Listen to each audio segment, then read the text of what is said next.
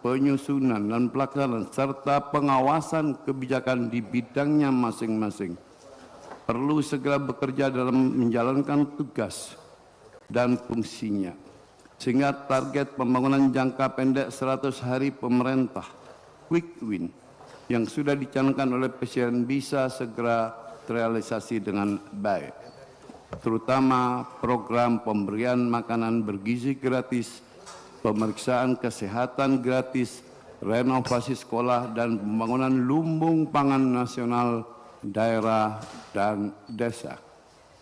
Kami mendukung sepenuhnya rencana kerja anggaran yang akan disampaikan oleh para Menko untuk menunjang kerja-kerja koordinasi dan sinkronisasi antar kementerian dan lembaga agar bisa segera berjalan dengan baik, lancar, dan efektif. Bapak Ibu sekalian, kalau melihat anggaran yang ada di para Menko kita, Kementerian Bidang Politik dan Keamanan 268,28 miliar, Kementerian Koordinator Bidang Hukum, HAM, Imigrasi, dan Pemasyarakatan sebesar 9,03 miliar. 3. Kementerian Koordinator Bidang Perekonomian sebesar 459,76 miliar. Kementerian Koordinator Bidang Pembangunan Manusia dan Kebudayaan 345,50 miliar. Kementerian Koordinator Bidang Infrastruktur dan Pembangunan Kewilayahan sebesar 230 miliar.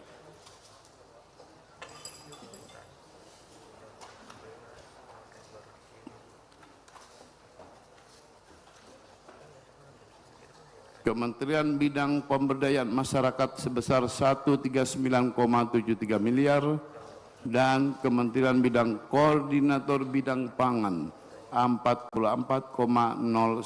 miliar. Hari ini kehadiran Bapak-Bapak Menko sekalian, yang pertama kita sepakati dulu, apakah Bapak Ibu mengizinkan jika para Menko kita beri kesempatan untuk memaparkan kebutuhan anggaran ke depan? Karena kalau pagunya insya Allah kami setujui, tinggal kebutuhan yang diperlukan oleh para Menko. Kita minta memberikan waktu setiap Menko 10 menit. Setuju? Begitupun kami mohon persetujuan Bapak Ibu sekalian. Jika terjadi penambahan terhadap pagu yang ada para Menko, langsung dapat kita setujui tanpa raker kembali. Setuju? Nah, kalau setuju terus selesai.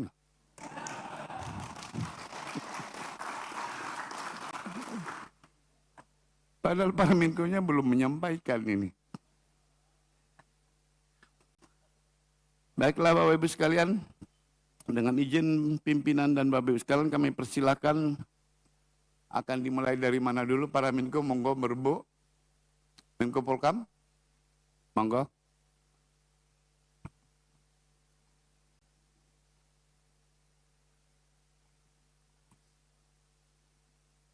Assalamualaikum warahmatullahi wabarakatuh. Selamat pagi dan salam sejahtera untuk kita semua. Om Swastiastu, Namo Buddhaya, salam kebajikan.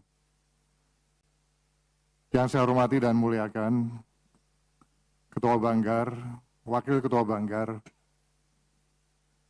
Bapak Ibu anggota Banggar DPR RI, para Menteri Koordinator dan seluruh peserta rapat kerja sekalian yang berbahagia. Pada kesempatan yang sangat mulia ini, sebagai insan hamba Tuhan, marilah kita memanjatkan puji dan syukur kehadirat Allah Subhanahu wa Ta'ala, Tuhan yang Maha Besar, atas rahmat dan karunia-Nya, sehingga kita dapat hadir di tempat yang sangat terhormat ini dalam rangka rapat kerja Badan Anggaran DPR RI dengan Kementerian Koordinator.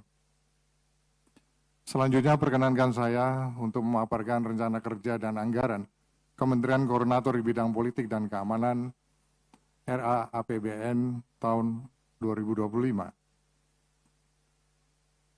Bahwa berdasarkan Perpres nomor 141 tahun 2024 tentang Kementerian Koordinator Bidang Politik dan Keamanan, terdapat perubahan nomenklatur, tugas, dan fungsi dari Kementerian Koordinator Bidang Politik, Hukum, dan Keamanan menjadi Kementerian Koordinator di Bidang Politik dan Keamanan. Dalam mengawal pelaksanaan kebijakan di bidang politik, hukum, keamanan pada tahun 2023,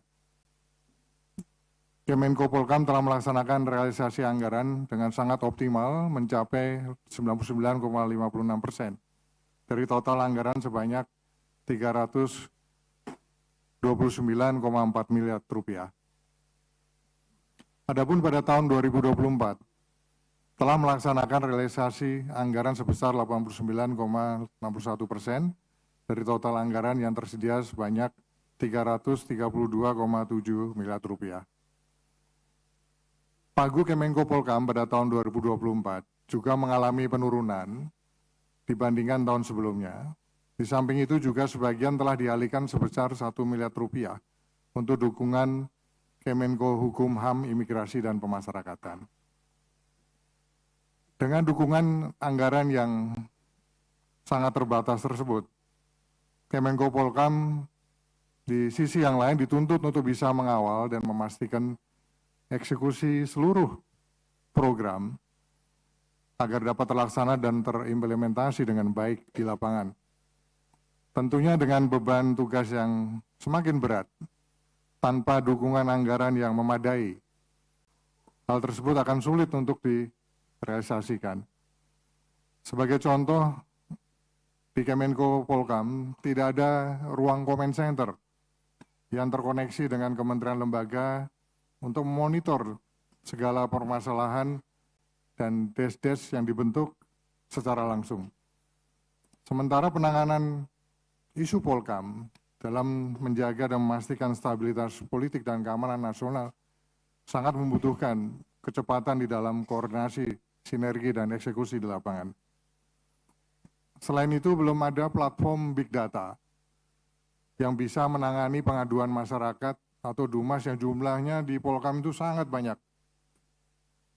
puluhan ribu begitu, sehingga selama ini yang terjadi, tidak semua atau sebagian besar laporan tidak bisa tertangani dengan baik. Hal ini tentunya akan sangat mempengaruhi persepsi masyarakat terhadap kinerja pemerintah.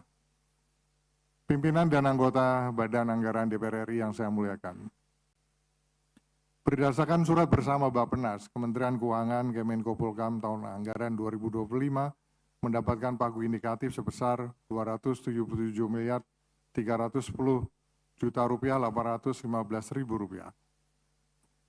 Anggaran yang sangat terbatas dan minim tersebut masih harus dibagi lagi untuk komisi-komisi yang berada di bawah Kemenko Polhukam, sehingga tentunya akan semakin berpengaruh pada capaian target-target kinerja yang telah ditetapkan oleh Bapak Presiden dan tentunya menjadi harapan masyarakat. Adapun pengalokasian anggaran pada program dukungan manajemen sebesar 191 miliar rupiah terbagi di dalam 3 kesekretariatan. Yang pertama, Sekretariat Kemenko Polhukam sebesar 164,5 miliar rupiah. Yang kedua, Sekretariat Komisi Kepolisian Nasional sebesar 13,3 miliar rupiah. Kemudian ketiga, Sekretariat Komisi Kejaksaan Republik Indonesia sebesar 13 miliar rupiah dan beberapa komisi lainnya maupun juga Wantanas.